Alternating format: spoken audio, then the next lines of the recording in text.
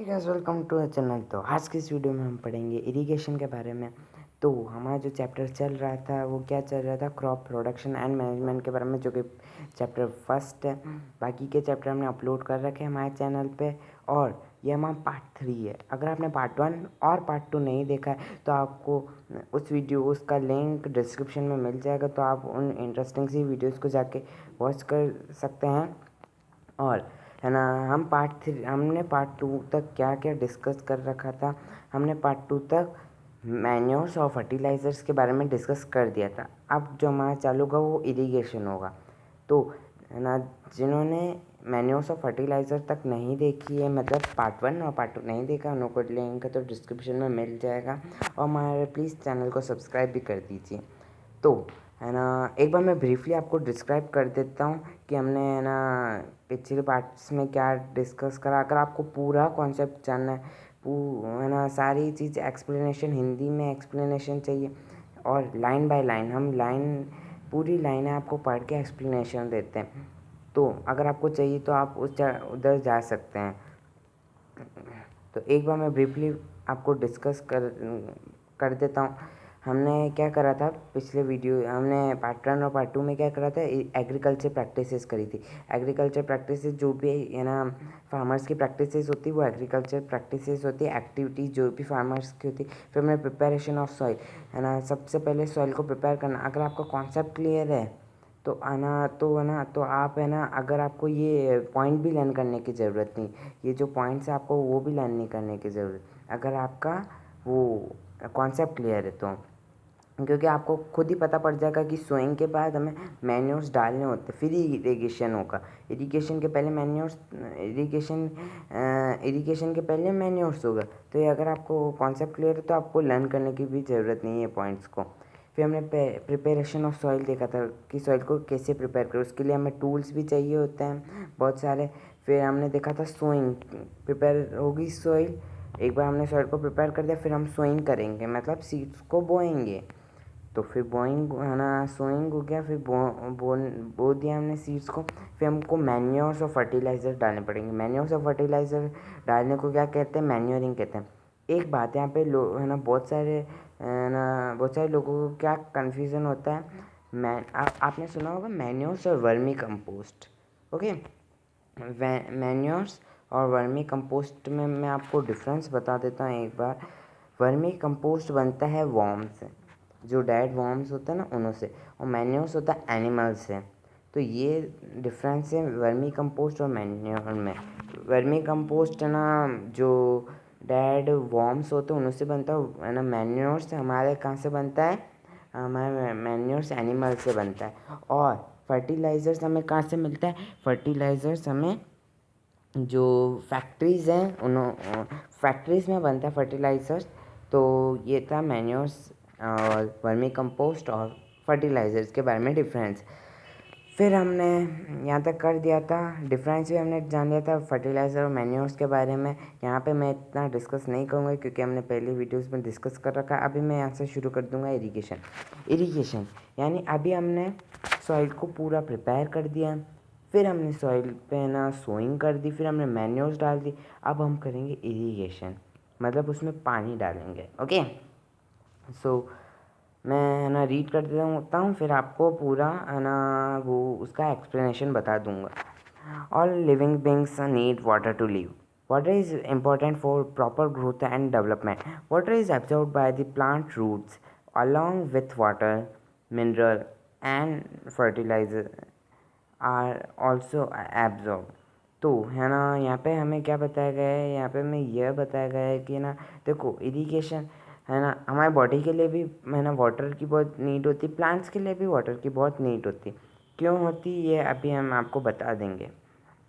तो सबसे पहले है ना कॉन्सेप्ट जान लेते हैं कि पानी है ना, पानी की बहुत नीड होती, मतलब प्लांट्स को पानी की बहुत नीड होती है। प्लांट्स पानी लेते कहाँ से, रूट से एब्जॉर्ब करते हैं, है ना, रूट से एब्जॉर्ब करते हैं, है ना, तो ये रूट से तो एब्जॉर्ब करते हैं, और पानी के साथ साथ मिनरल्स फर्टिलाइज़र्स भी एब्जॉर्ब करते हैं। ओके, फिर है ना, फिर हमारा क्या है, प्लांट्स कंटेन नियरली 90% वाटर। ये आपके एग्ज़ाम में आ सकता है। अगर आपका MCQs टाइप है एग्ज़ाम, तो वहाँ पे लिख सकते हैं कि 70%, 80%, 90% और है ना 60%। तो करेक्ट आंसर क्या होगा? The correct answer will be 90%। 90% वो कंटेन करते हैं water. Okay, water is essential because germination of seeds does not take place under dry condition. Nutrition dissolved in water are transported to each part of the plant. Water also protect the crops from both frost and hot air currents. To maintain the moisture of the soil for healthy crop growth, field have to be watered regularly. तो यहाँ पे ना कि water essential है किसके germinate करना seed को। Okay, because क्यों क्यों जर्मिनेशन सीड के लिए क्यों, मतलब क्यों पानी के बिना नहीं हो सकता है वो? क्योंकि है ना वो ड्राई कंडीशन में नहीं होता। ओके, और nutrition dissolve in water are transported to each part of the plant. इसका मीनिंग ये है कि जो भी न्यूट्रिशन है ना डिजॉल्व होते हैं वाटर में, है ना, वो सारे ट्रांसपोर्ट होते हैं कहाँ पे? हर एक पार्ट में, प्लांट के हर एक पार्ट, जो आपका रूट हो, स्टेम हो, जो भी आपकी लीव्स हो, उधर हर पार्ट में है ना ट्रांसपोर्ट होते हैं। और फिर हमने क्या देखा था? और है ना वाटर प्रोटेक्ट करता है क्रॉप को, किससे? फ्रॉस्ट से और हॉट एयर करंट से। फ्रॉस्ट तो मतलब आप जानते ही होंगे ना, फ्रॉस्ट से और हॉट एयर करंट से है ना प्रोटेक्ट करता है। To maintain the moisture of the soil for healthy crop growth. अगर आपको सॉइल की है ना अगर आपको मॉइस्चर चाहिए, मेंटेन करना मॉइस्चर सॉइल का, तो है ना, तो देखो आपको वाटर तो देना ही पड़ेगा। अगर आपका प्लांट को या कोई सी भी है ना फील्ड को अगर आपको क्रॉप को ग्रो करवाना है, तो आपको वाटर तो देना ही पड़ेगा। उससे क्या कहते हैं? इरिगेशन कहते हैं। To maintain the moisture of the soil for healthy crop growth. अगर सॉइल का मॉइस्चर मेंटेन है तो क्रॉप तो अच्छी उगेगी। देखो, तो उसके लिए हमें क्या करना पड़ेगा? प्लांट को वाटर रेगुलरली करना पड़ेगा। The supply of water to grow at regular intervals is called irrigation. Irrigation की डिफाइन है ना, एक है ना एक मतलब जैसे हम रोज़ रोज़ अगर पानी दे रहे हैं वाटर को, प्लांट को अगर हम रोज़ रोज़ वाटर दे रहे हैं एक रेगुलर इंटरवल, यानी जैसे एक दिन में एक बार दे दिया हमने, तो अगर ऐसे कर रहे तो वो इरिगेशन कहलाएगा। या अगर आप प्लांट को पानी दे रहे हो तो वो भी एक इरिगेशन कहलाएगा। Okay, the time and frequency of irrigation varies from crop to crop, soil to soil and season to season.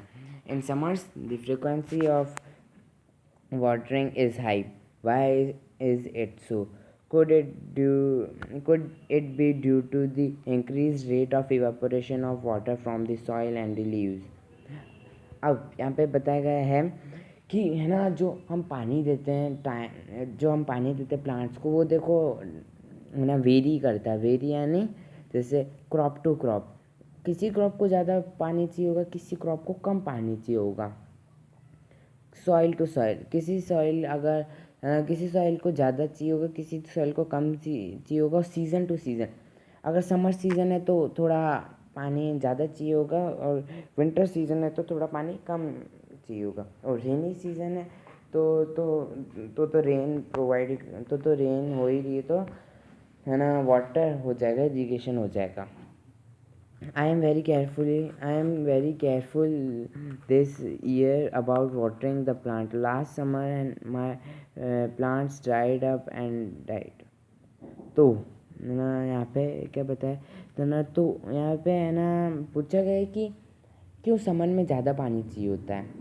तो है ना यहाँ पे बोला गया है कि could it be due to the increased rate of evaporation of water from the soil and the leaves? क्या मतलब पानी इवापोरेट हो जाता है, भाप बन जाता है ना जब हम ज़्यादा पानी क्यों देते हैं समर में?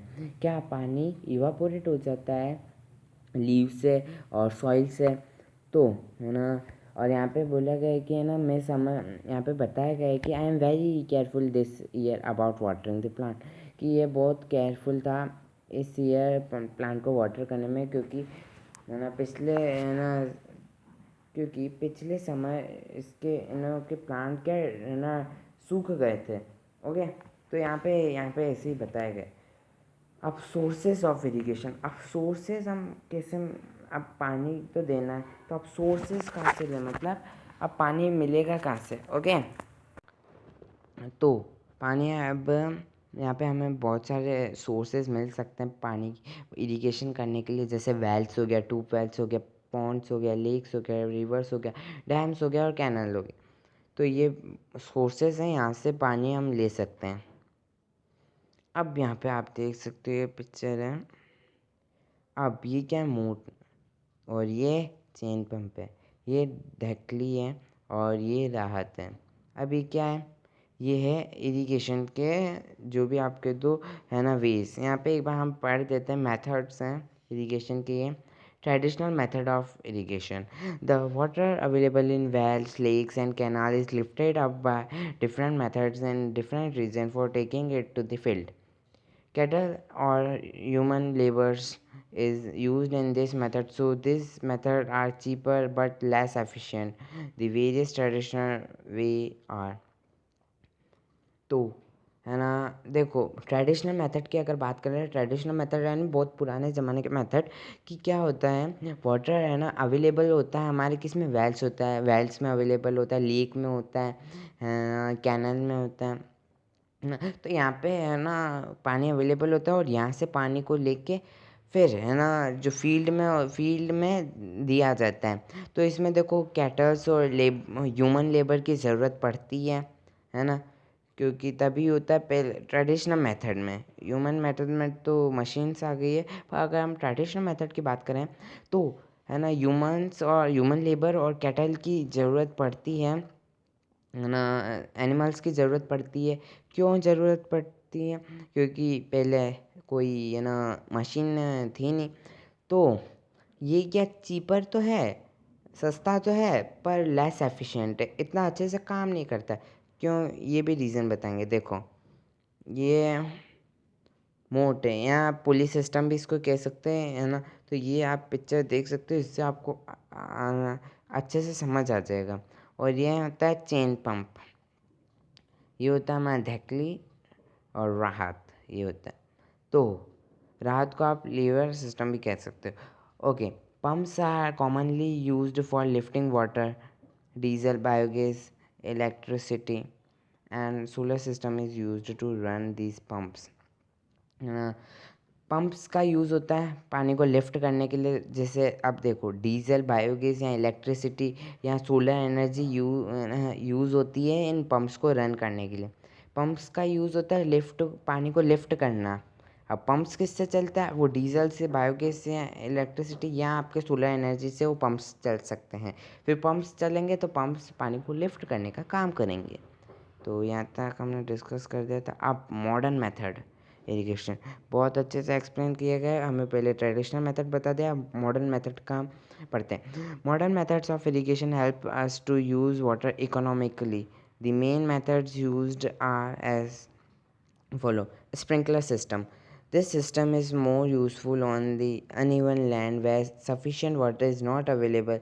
The perpendicular pipes having rotating nozzles on top are joined to the main pipeline at regular interval. When water is allowed to flow through the main pipe, the under pressure, with the help of a pump, it escapes from the rotating nozzles.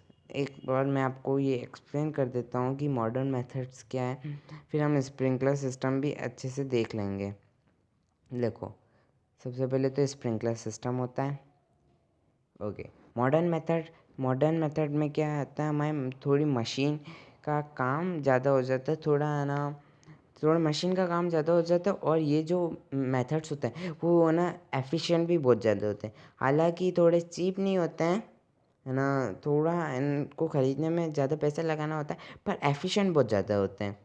Okay, इतने labours की भी इनमें ज़रूरत नहीं पड़ती है। Okay, सो sprinkler system है ना, this system is more useful on the uneven land. जो अनइवन लैंड है जैसे है ना उबड़ खाबड़ जो लैंड हो गया, अनइवन लैंड हो गया, उनमें क्या ये सिस्टम ज़्यादा चलता है। एक होता है हमारा ड्रिप सिस्टम, वो अनइवन लैंड में नहीं चलता है।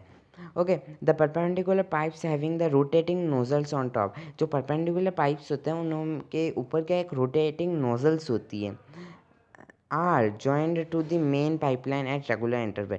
और वो एक मेन जो पाइपलाइन होती है जहाँ से पानी आता है उससे ज्वाइन कर देते हैं, और एक ऊपर है ना जो परपेंडिकुलर पाइप्स होते हैं उन लोग के ऊपर एक नोजल्स होती है जो रोटेटिंग नोजल्स होती है, जो रोटेट करती रहती है, ओके, घूमती रहती है।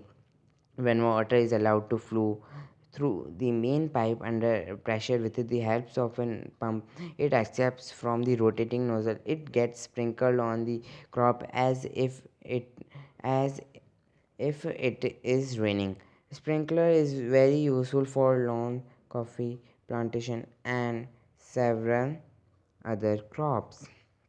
देखो यहाँ पे क्या होता है, एक मेन पाइप होता है, वहाँ से पानी आता है, और पर जो परपेंडिकुलर पाइप होता है उसके ऊपर एक नोज़ल होती है ना, एक नोज़ल होती है, रोटेटिंग नोज़ल होती है। तो जैसे ही पाइप है ना पानी आता है तो है ना पानी जो रोटेटिंग नोज़ल्स होते हैं वो पानी को स्प्रिंकल करती, जस्ट लाइक है ना रेन होती है ना जो बारिश, वैसे का काम करता है स्प्रिंकलर सिस्टम, है ना। तो ये अनइवन लैंड में होता है। आपकी क्वेश्चन आ सकता है कि स्प्रिंकलर सिस्टम कहाँ काम होता है, तो ये अनइवन लैंड पे काम होता है, ओके। और फिर ये यहाँ पे बताया गया है कि बहुत सारी जगह पे है ना ये स्प्रिंकलर सिस्टम का यूज़ होता है। चलिए अब हम ड्रिप इरिगेशन सिस्टम करते हैं, drip irrigation system, okay. In this system, the water falls drop by drop directly near the root, so it is called drip system. It is the best technique for watering fruit, plants, gardens, and trees. Water is not wasted at all. It is a boon in region where availability of water is poor.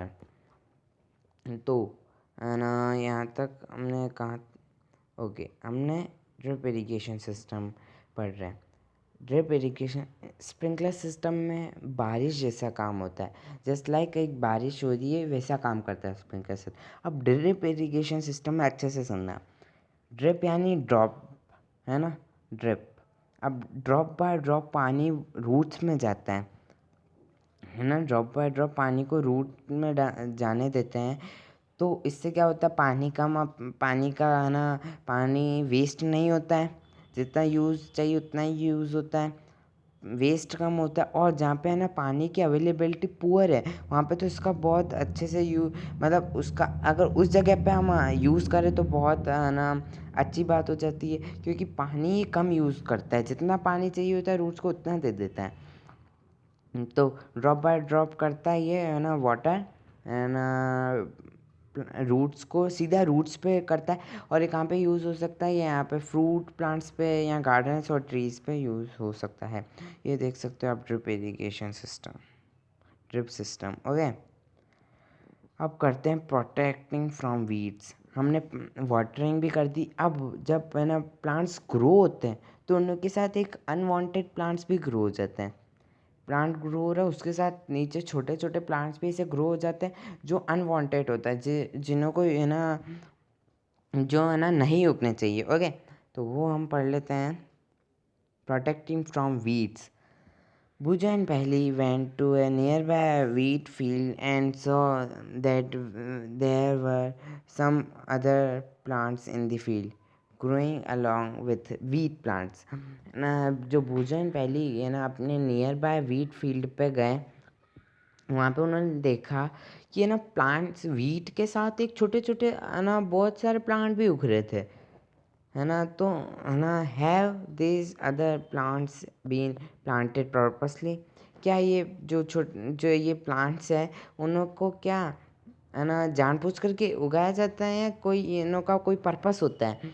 जो wheat के साथ हम तो wheat उगा रहे हैं, अब उसके साथ एक और प्लांट कैसे उग रहा है। तो इन्होंने पूछा है कि क्या इनका भी कोई पर्पस होता है क्या उगाने का। तो चलिए आंसर करते हैं। In a field, many other undressable and plants may grow naturally along with the crop. These undesirable plants are called weeds. तो है ना, जो अनवांटेड प्लांट्स होते हैं जो हमें नहीं चाहिए होते हैं, फिर भी वो जो हमारी क्रॉप है उसके साथ ग्रो हो जाते हैं, तो उन्हें क्या कहते हैं? Unwanted plant. अनवांटेड प्लांट को क्या कहते हैं? वीड्स कहते हैं। ओके। और जब हम वीड्स को हटाते हैं तो उन्हें क्या कहते हैं? Removing of weed. रिमूविंग या protecting from weed. Okay.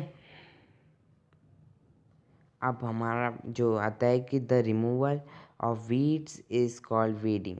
Weeding कह सकते हैं हम, वीड्स को रिमूव करना वीडिंग भी कहलाती है। Weeding is necessary since weeds compete with the crop plants for water, nutrition, space and light. Thus, they affect the growth of the crop. Some weeds interfere even in harvesting and may be poisonous for animal and human being. तो weeds है ना plants के साथ grow हो जाते हैं और उन्हों को है ना जो न्यूट्रिशन प्लांट्स को चाहिए होता है, जो माइक्रो जो है ना क्रॉप को चाहिए होता है न्यूट्रिशन, वो ये ले लेते हैं, है ना। और ये क्या होता है? बहुत जल्दी जल्दी बड़े हो जाते हैं। जितनी तो क्रॉप जल्दी नहीं बड़ी होती उतना तो ये जल्दी बड़े हो जाते हैं। न्यूट्रिशन ले लेते हैं, उसका वाटर ले लेते हैं, स्पेस ले लेते हैं, स्पेस ज़्यादा ले लेते हैं, और जो लाइट फॉल होती है उसको भी रोकते हैं। तो है ना ये अफेक्ट करते हैं है ना प्लांट की ग्रोथ को या क्रॉप की ग्रोथ को अफेक्ट करते हैं, इंटरफेयर करते हैं उसमें। तो ये पॉइजनस होते हैं एनिमल्स और ह्यूमन बींग के लिए भी। Farmers adopt many ways to remove weeds and control their growth. Tilling before sowing of crops helps in uprooting and killing of weed, which may then dry up and get mixed with the soil. The best time for the removal of weeds is before they produce flower and seeds. The manual removal includes physical removal of weeds by uprooting or cutting them close to the ground from time to time. This is done with the help of खुरपी। देखो, अब जो plants होते हैं उनको remove करना पड़ता है, तो रिमूव करना पड़ता है तो देखो, एक तो होता है हम हाथ से करें रिमूव। ओके, है ना। जो प्लांट्स होते हैं छोटे जो उग जाते हैं, किस जो उग जाते हैं ना अनवांटेड प्लांट्स, उन्हों को हटाने के लिए, अब उन्हों को हटाने के लिए हम या तो है ना हाथ का यूज़ कर सकते, तो मतलब हाथ से उन्हों को निकाल सकते, तो उसके लिए एक टूल आता है खुरपी। ओके, खुरपी का हम यूज़ कर सकते हैं, है ना। और एक सीड ड्रिल आता है, उन्हों का भी यूज़ कर सकते हैं। अब वीड्स को उससे पहले रिमूव करो कि है ना, जब वो वीड्स बहुत सारे टाइप के होते हैं, वीड्स के भी बहुत सारे टाइप होते हैं, ग्रास होती है एक, बहुत सारे टाइप होती है वीड्स की। तो जब जब वो ना फ्लावर उनों में उग जाए, तो उससे पहले अगर हम कर दे तो अच्छा है वीड्स को, वरना वो न्यूट्रिशन ले लेंगे। तो यूज़ होता है खुरपी का, और एक सीड ड्रिल का यूज़ होता है। सीड ड्रिल आपको देखो, ये देखो स्प्रे कर रहे हैं वेडिसीड। वेडिसीड क्या होता है? जो केमिकल यूज़ होता है, वीड्स को हटाने के लिए, उसको वेडिसीड्स कहते हैं। तो अब उसके लिए वेडिसीड्स को डालने के लिए स्प्रे कर रहे हैं। देखो, उसके लिए हम ना एक प्रोटेक्शन दी होती है। देखो, इन्होंने एक मास्क पहन रखा है और अपनी पूरी प्रोटेक्शन कर रखी है। ओके, क्योंकि ये ना केमिकल होते हैं। Weeds are also control by using certain chemical called weedicides. तो या तो आप खुरपी का यूज़ करो, या तो आप सीड ड्रिल्स का यूज़ करो, या तो आप वीडी सीड्स का यूज़ करो। जैसे एक वीडी सीड्स हो गया 2,4-D, तो ये वीडी सीड्स के नाम हैं। These are sprayed in the field to kill the weeds. They do not damage the crop. The pesticides are diluted with water to the extent required and sprayed in the field with a sprayer. ना देखो, सबसे अच्छी बात ये है कि अब आपने सोचा होगा कि ये तो केमिकल है, इसको हम अगर क्रॉप पे स्प्रे करेंगे तो ये तो क्रॉप के वीड्स के साथ साथ क्रॉप को भी हार्म करेगी, पर नहीं है। सिर्फ ये वीड्स को हार्म करती है, मतलब वीड्स को जो हमें जिन्हों को हटाना होता है उन्हों को हटा देती है, पर हमारे क्रॉप को कोई नुकसान नहीं पहुंचाती। तो इसका ये एक एडवांटेज आपके लिए है। बहुत अच्छी चीज़ है इसकी ये, कि है ना, ये क्रॉप को नहीं, वो क्रॉप को अफेक्ट नहीं करती है। The weedicides are diluted with water, diluted होते वाटर के साथ to the extent required and spread in the field with sprays के साथ हम इसको स्प्रे कर सकते हैं। Do weedicides have any effect on the person handling the weedicidal spray? As already mentioned, the weedicides are sprayed during the vegetative growth of weeds before flowering and seed formation. Spraying of weedicides may affect the health of farmers, so they should use these chemical very carefully. They should cover their nose and mouth with a piece of cloth during spraying of this chemical. यहाँ पे पूछा गया है कि क्या ये जो होता है वेडिसीड्स होता है यो अफेक्ट जो भी स्प्रे कर रहा है या स्प्रेयर है जो भी वेडिसीड्स को स्प्रे कर रहा है उसको अफेक्ट करती है क्या? वीड्स को तो अफेक्ट करी, तो क्या जो ह्यूमन बींग वो कर रहा है उसको भी अफेक्ट करती है क्या? तो इसका आंसर है यस, ये केमिकल है तो इसके साथ थोड़ा केयरफुल हमें रहना चाहिए। ये कर सकती, तो इसके लिए हमें हमारे नोज़ और माउथ को अच्छे से कवर कर देना चाहिए। हाथों में ग्लव्स भी पहन सकते हैं हम।